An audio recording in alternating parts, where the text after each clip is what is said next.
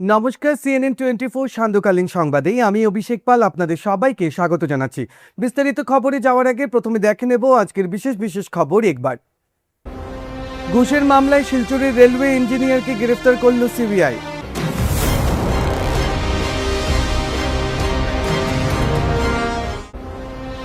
সন্দেহজনক কার্যকলাপের জন্য লাতু থেকে এক বাংলাদেশি নাগরিক গ্রেফতার।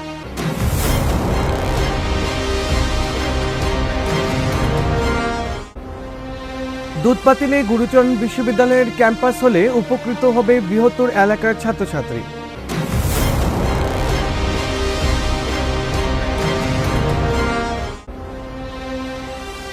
সহযাত্রী ও রেলকর্মীদের তৎপরতায় চলন্ত আগরতলা শিলচর এক্সপ্রেসে জন্ম নিল শিশু।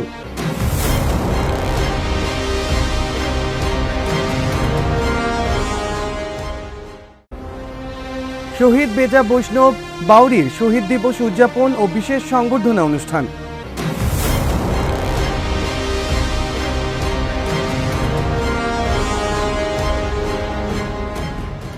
এবারে বিস্তারিত খবর। ঘুষের একটি মামলায় নর্থ ইস্ট ফ্রন্টিয়ার রেলওয়ে এক সিনিয়র সেকশন ইঞ্জিনিয়ারকে শিলচর থেকে গ্রেফতার করেছে central bureau of investigation. CBI গত 13 জুন সিবিআই অভিযুক্ত ওই আধিকারিকের বিরুদ্ধে একটি মামলা দায়ের করে। অভিযোগ রয়েছে যে এক ঠিকাদার কর্তৃক সম্পন্ন হওয়া কাজে প্রায় 20 লক্ষ টাকার বকেয়া বিল শিলচরের এনএএফ রেলওয়ে অফিসে ওই আধিকারিকের কাছে অনুমোদনের অপেক্ষায় পড়েছিল। আরও অভিযোগ, 12 জন ঠিকাদার যখন অভিযুক্ত সিনিয়র সেকশন ইঞ্জিনিয়ারের সঙ্গে দেখা করে বিলটি ছড়ায় অনুরোধ জানান, তখন ওই আধিকারিক বিল প্রক্রিয়াকরণ ও অনুমোদনের বিনিময়ে মোট বকেয়া বিলের 1% অর্থ অবৈধ ঘুষ হিসাবে দাবি করেন। ঘুষের 1% 20,000 টাকা দাবি ও গ্রহণ করার সময় সিবিআই অভিযুক্তকে হাতে নাতে ধরে গ্রেফতার করে। অভিযুক্তকে গ্রেফতারের পর রবিবার গুয়াহাটির সংশ্লিষ্ট আদালতে হাজির করা হয়। অভিযুক্তের বাসভবনে তল্লাশি অভিযান চলছে। সন্দেহজনক কার্যকলাপের জন্য এক বাংলাদেশি নাগরিক গ্রেফতার হয়েছেন। শ্রীভূমি জেলার ভারত বাংলাদেশ সীমান্তের লাতু এলাকা থেকে ওই বাংলাদেশি নাগরিককে গ্রেফতার করা হয়। গ্রেফতারকৃত ব্যক্তি হলেন প্রতিবেশী রাজ্যের বরখোলা এলাকার বিয়ানিং বাজারের বাসিন্দা জসিম উদ্দিন। তার কাছ থেকে কিছু বাংলাদেশি টাকা ও সিগারেট উদ্ধার করা হয়েছে। স্থানীয়রা তাকে গ্রেফতার করে পুলিশ চেকপোস্টে হস্তান্তর করে। তারা বলেন, সরকারি প্রচেষ্টা সত্ত্বেও স্থানীয়দের দ্বারা বাংলাদেশি নাগরিকদের গ্রেফতার প্রমাণ করে যে তারা অবাধে ঘুরে বেড়াচ্ছে।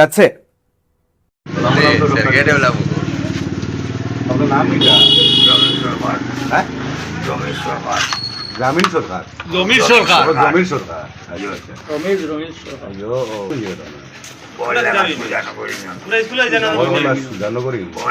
সুজানগর ইউনিয়ন বড়লেখা সুজানগর ইউনিয়ন 2 নম্বর লন্ডন। সাবেক চেয়ারম্যান বদরুল ইসলাম, এর আগের সাবেক চেয়ারম্যান নসিব আলী ভাই। গেছিলাম জকিগঞ্জ লালগাড়ি ইন্ডিয়ার তাই নিচে নিয়ে যাচ্ছি এসে আমার আজির 28 তারিখ আইলাম করিমগঞ্জ জকিগঞ্জ কাস্টম অফিস সবাই ফালি দিয়া নিচ দিয়েছে নিয়ে অনলাইনে ফেসবুকে শেষ আবার আসছে। আবার বদল নামাজ পড়ছি ব্রিজের উপরে কিন্তু ডিপটি টাচের লোক আছে। উর্দুতে কথা বলছে, আরবিতে কথা বলছে, আমিও কথা বলছি। কইছি দেখ আমি কেসের আগে গেছি, মোবাইল চালাই না, ইন্টারনেট ফেসবুক এটা চালু আছে, ফোন দিছে। দুধপাতিলে গুরুচরণ বিশ্ববিদ্যালয়ের ক্যাম্পাস হলে উপকৃত হবে বৃহত্তর এলাকার ছাত্রছাত্রী। এই এলাকায় প্রায় 300 বিঘা সরকারি খাস জমি রয়েছে এবং যোগাযোগ ব্যবস্থার দিক থেকে এটি অত্যন্ত উপযোগী স্থান।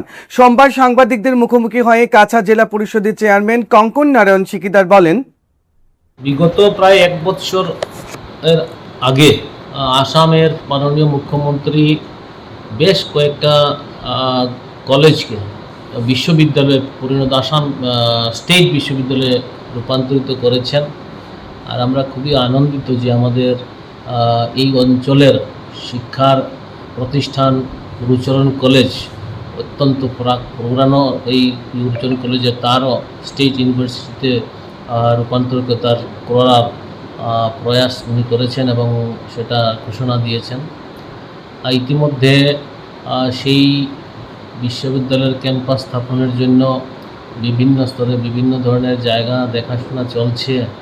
আমাদের এত অঞ্চলে এই জায়গা দেখাশোনা করার জন্য জেলা অ্যাডমিনিস্ট্রেশন, যতটুকু আমি শুনেছি, কয়েকজন শিক্ষাবিদকে নিয়ে গুরুচরণ কলেজের ভাইস চ্যান্সেলর ওনাকে নিরঞ্জন রায় ওনার নেতৃত্বে একটা কমিটি গঠন হয়েছে, আর ওনারা সেই প্রয়াস করছেন।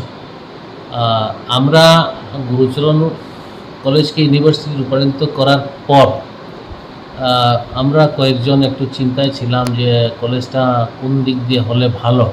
চিন্তায় ছিলাম মানে একটু মনে মনে ভাবনা ছিল যে ইউনিভার্সিটি একটা আছে আসাম ইউনিভার্সিটি ওইদিকে, তো গুরুচরণ ইউনিভার্সিটি যদি এই দক্ষিণে এটা যদি কাছাড়ের উত্তর দিকে হয় তাহলে সুবিধা হবে। আর সেই প্রয়াসে আমরা একটু খোঁজখবর করে একটা জায়গার সন্ধান আমরা পেয়েছি।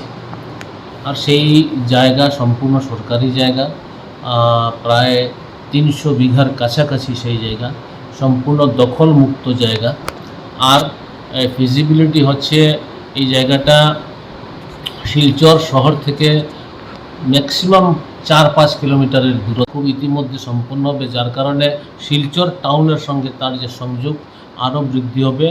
শিলচরের কর্পোরেশনের আওতায় সেই অঞ্চলের বেশ কয়েকটি ওয়ার্ড কর্পোরেশনের আওতায় এসেছে, তো এক্সটেন্ডেড টাউন হিসাবেও সেই জায়গাকে আমরা গণ্য করতে পারি। যে জায়গাটা যদিও সম্পূর্ণরূপে বড়খোলা বিধানসভার, কিন্তু উদারবন থেকে সবচেয়ে কিনারে, বড়খোলা থেকেও কিনারে, আর শিলচর থেকেও কিনারে। এই সমস্ত পরিকাঠামো ঠিকঠাক থাকলে করিমগঞ্জ থেকে স্টুডেন্ট তো এখানে দক্ষিণের আসাম ইউনিভার্সিটি যাওয়ার চেয়ে এখানে সুবিধা হবে। এনসিএলের থেকে স্টুডেন্টদের এই জায়গায় থাকা খাওয়ার ব্যবস্থা দক্ষিণের আসাম ইউনিভার্সিটি থেকে এটা ভালো হবে। ইনকাম অনেক অংশে বৃদ্ধি হবে। শিক্ষা দীক্ষার ক্ষেত্রে সেই অঞ্চলের অনেক বাচ্চা কাচ্চারা আছে বহির রাজ্যে গিয়ে বা রাজ্যের ভিতরেও কোনো জায়গায় পড়াশোনার সুযোগ থাকলেও করতে পারে না, আর্থিক দুরবস্থার জন্য তো এটা সম্ভব হয় না। আর আমার মনে হয় এই জায়গায় যে উচ্চশিক্ষার একটা স্থান যদি হয়, এই কাছাড়ের যে শিক্ষার জগতে একটা ভালো প্রতিষ্ঠান গড়া সম্ভব হবে। এবং আমার মনে হয় শিলচর টাউনের 50% স্টুডেন্ট যারা আসাম ইউনিভার্সিটি যায় তারাও সেই জায়গায় অ্যাডমিশন নিতে সম্ভব হবে। আমার জেলা পরিষদের এরিয়ার এই জায়গার কারণে আমার একটু বাড়তি দাবি বা বাড়তি সহযোগিতা সেই যারা উদ্যোগ নিয়েছেন তাদের সঙ্গে আমার আছে।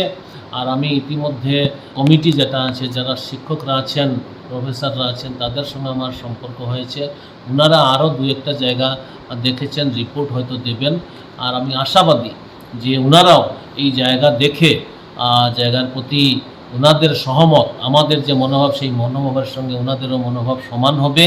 এবং আমরা আশাবাদী আসামের গভর্নর আমাদের আচার্যজি, আরও আমার আসামের শিক্ষামন্ত্রী, আসামের মুখ্যমন্ত্রী ডক্টর হিমন্ত বিশ্ব শর্মা, শিক্ষামন্ত্রী ডক্টর রনোজ পেগু, আর আমাদের এই বরাক উপত্যকার আমার কাছাড়ের যতজন এমএলএরা আছেন সবাই সেই জায়গার প্রতি ফিজিবিলিটি যেটা, সেটা আমি যে কথাগুলো বললাম সেই কথার সঙ্গে সহমত পোষণ করবেন।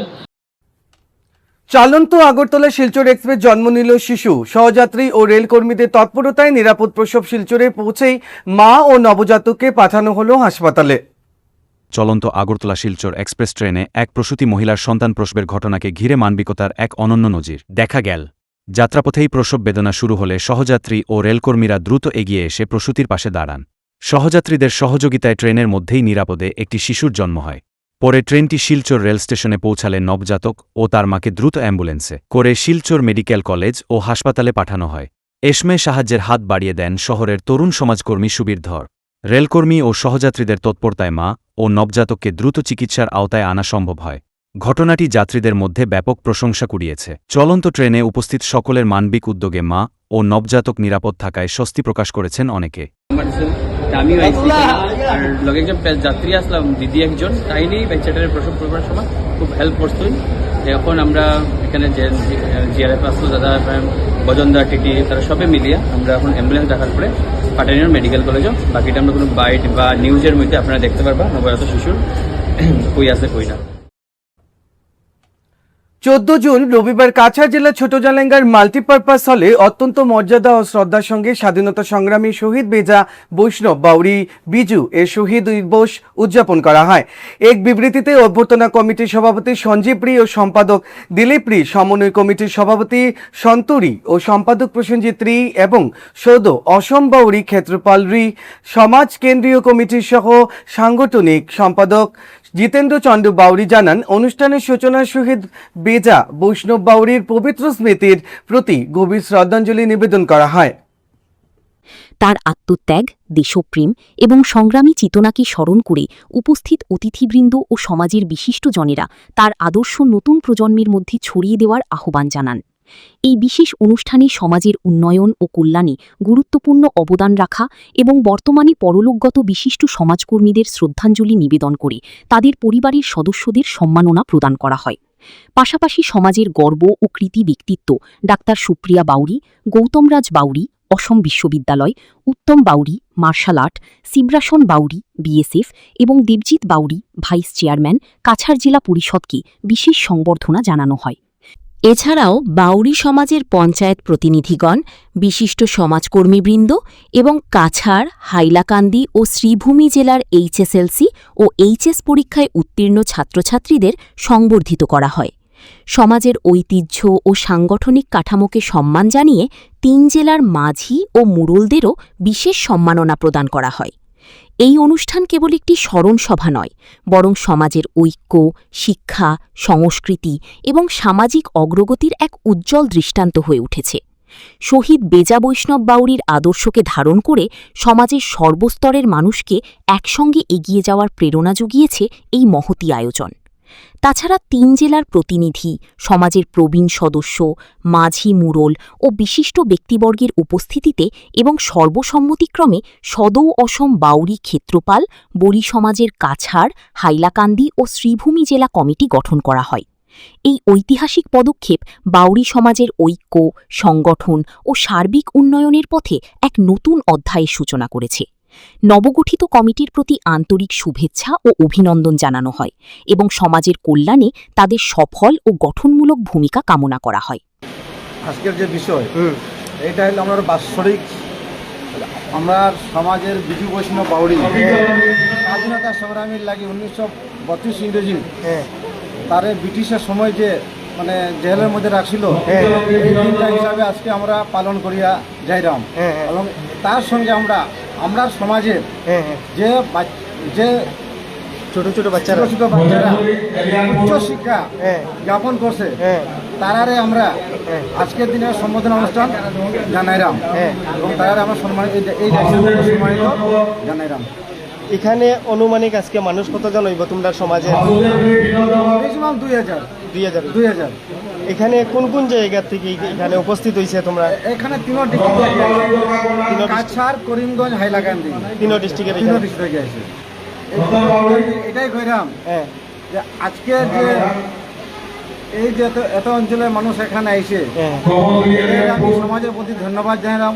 আমি এই আজকের অযোধ্যা কমিটি প্রেসিডেন্ট হিসাবে দায়িত্ব আছি এবং সবাই আইসে এটাই আমি অনুরোধ জানালাম এবং ধন্যবাদ।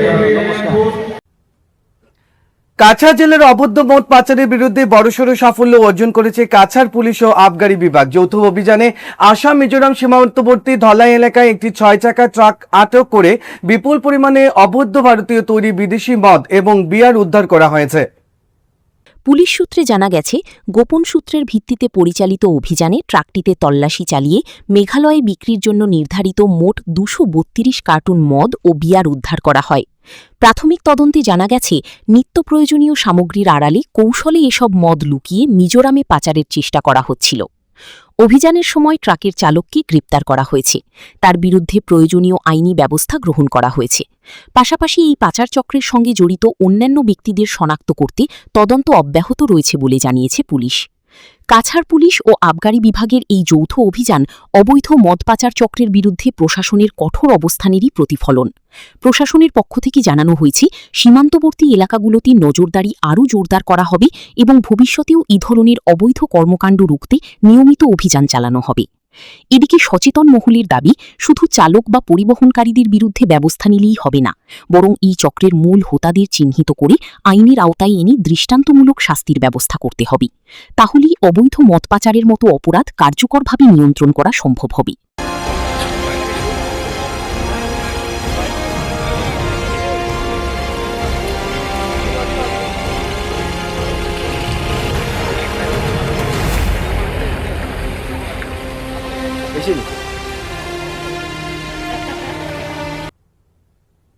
শিলচর থেকে প্রকাশিত সাপ্তাহিক বাংলা পত্রিকা যুব দর্পণের 13তম বর্ষপূর্তি উপলক্ষে রবিবার শিলচরের হোটেল এলোরা হেরিটেজ হলে এক বর্ণাঢ্য কিডস র্যাম্প শো, সাংস্কৃতিক অনুষ্ঠান ও গুণীজন সম্মাননা সভা অনুষ্ঠিত হয়। এর আগে গত 31শে মে গুয়াহাটিতে সফলভাবে সাংস্কৃতিক অনুষ্ঠান ও গুণীজন সংবর্ধনা সভার আয়োজন করা হয়েছিল। সেই ধারাবাহিকতায় শিলচরেও আয়োজিত হয় এই বিশেষ অনুষ্ঠান। অনুষ্ঠানের সূচনা হয় প্রদীপ প্রজ্বলনের মাধ্যমে। অনুষ্ঠানের মুখ্য অতিথি হিসেবে উপস্থিত ছিলেন শিলচরের বিধায়ক ডক্টর রাজদীপ রায়। নিজের বক্তব্যে শিলচরের বিধায়ক ডক্টর রাজদীপ রায় যুব দর্পণের সামাজিক, সাংস্কৃতিক ও সাংবাদিকতামূলক কর্মকাণ্ডের ভূয়সী প্রশংসা করেন। তিনি বলেন, সমাজের বিভিন্ন ক্ষেত্রে অবদান রাখা ব্যক্তিদের সম্মানিত করার এই উদ্যোগ অত্যন্ত প্রশংসনীয় এবং ভবিষ্যতেও যুব দর্পণের পাশে থেকে সর্বাত্মক সহযোগিতা করবেন। অন্যান্য বক্তারাও যুব দর্পণের এই ধরনের ইতিবাচক ও সমাজমুখী উদ্যোগের প্রশংসা করে এর উত্তরোত্তর সাফল্য কামনা করেন। অফুরন্ত ভালোবাসা দিয়েছেন আমাদেরকে, বিশেষ করে ভারতীয় জনতা পার্টির ক্যান্ডিডেট, এবং সেই ক্যান্ডিডেটকে দেওয়ার ফলে আমি যেহেতু প্রার্থী ছিলাম ভারতীয় জনতা পার্টি এবং এনডিএ অ্যালায়েন্সের, আমরা আমাদের বিজেপি এবং এজিপির মিত্রজোট মিলে পুরো আসামে যেভাবে অভূতপূর্ব সাফল্য হয়েছে সরকারের, তা শুধু আপনাদের প্রচেষ্টায় সেটা হয়েছে। আমি যুব দর্পণের দিলুবাবুকে এবং ওনার টিমকে আমি ব্যক্তিগতভাবে প্রতিশ্রুতি দিই যে আগামী দিনে যদি আপনাদের সেই কাজকর্মের মধ্যে আমার কোনো এফার্টের দরকার থাকে আপনারা আমাকে বলবেন। আমি সাধ্যমতো চেষ্টা করে, যথাসম্ভব প্রয়াস করে, যা করণীয় আমার তরফ থেকে নিশ্চয়ই করব। আমি খুব বেশি সময় নেব না, কারণ আমি দেখতে পাচ্ছি কিছু পত্রিকা ছাড়া। আজকের সংবাদ এখানে শেষ করছি। নমস্কার।